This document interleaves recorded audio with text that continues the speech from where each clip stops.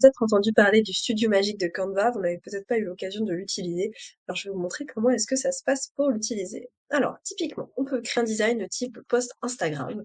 Par exemple, un post Instagram carré, voilà. Et donc, on va pouvoir choisir notre post. Par exemple, je veux effectivement ce genre de choses. Je vais modifier le texte de manière très simple. Voilà. Et je vais lui demander d'intervenir pour changer un élément de l'image. Donc comment je fais? Je clique tout simplement sur mon image, je vais à droite, donc ça c'est quand on a la version premium, sur les petites étoiles juste là, et là on va pouvoir choisir édition magique. Donc par exemple, si je clique dessus, je vais pouvoir choisir ce que je veux modifier. Donc soit je sélectionne l'image entière, soit non. Hop.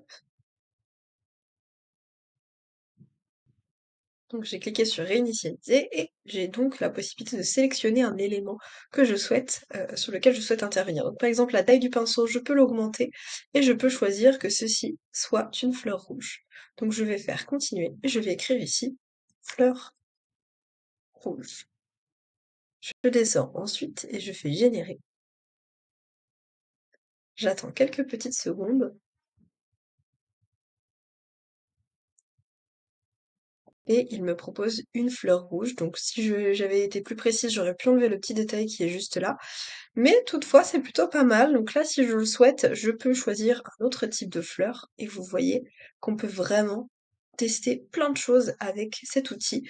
Donc celle-ci est plutôt sympa, celle-ci aussi. Je peux retravailler si je veux ou lui demander de me générer de nouveaux résultats et voir ce qu'il a à me proposer. Donc c'est plutôt puissant parce que d'une photo, finalement, on peut rajouter pas mal d'éléments grâce à l'IA. Donc c'est plutôt intéressant et ça nous permet de faire des choses à l'infini quand on a des visuels ou qu'on veut rajouter des éléments, puisque finalement peut-être qu'une proposition plutôt qu'une autre serait plus adaptée à ce que l'on souhaite. Donc il suffit tout simplement de s'amuser avec ça et de cliquer sur terminer.